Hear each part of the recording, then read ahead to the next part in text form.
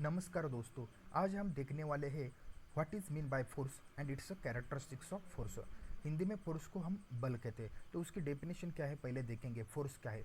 Force it is defined as an external agent which produce or tends to produce or destroys or tends to destroys a motion. मतलब force एक ऐसी quantity होती है कि जो motion body को produce करती है या जो बॉडी मोशन में है उसकी मोशन डिस्ट्रॉय करती है, उसे हम फोर्स कहते हैं। ठीक है, तो फोर्स क्या हो गया? It is an external agent which produce or tends to produce or destroys or tends to destroys a motion which is called as an force. तो फोर्स मेजरमेंट करने के लिए सिस्टम ऑफ इंटरनेशनल मतलब SI system में एक unit है, उसका नाम है न्यूटन।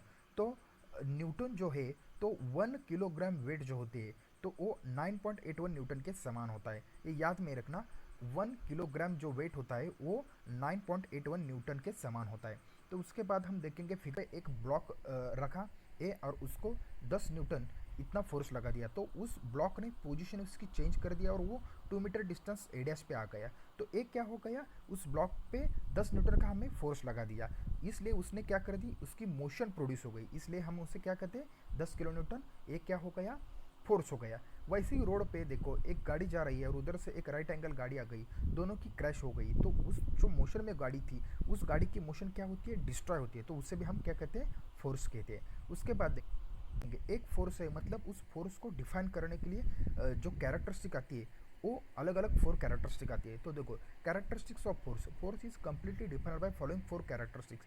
उसमें मैग्नीट्यूड होता है, डायरेक्शन होता है, पॉइंट ऑफ एप्लीकेशन होता है और लाइन ऑफ एक्शन होता है। देखो इधर ए बी सी, इधर है वॉल है, इधर बी सी फ्लोर है, ए सी वॉल है और इधर हमने एक लैडर रखी है, वो ए बी लैडर है।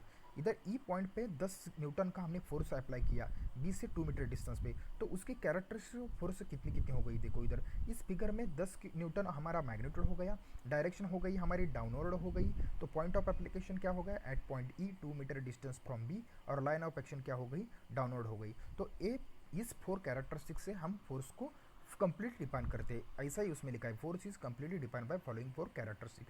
उसके बाद देखो फोर्स को हम मैग्नीट्यूड और डायरेक्शन भी देते हैं, तो उस हिसाब से आगे देखो।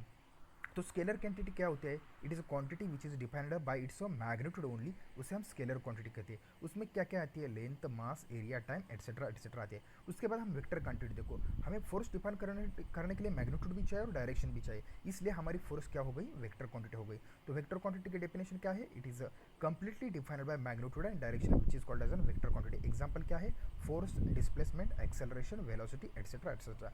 तो ये है what is force and its characteristics of force के बारे में। धन्यवाद दोस्त।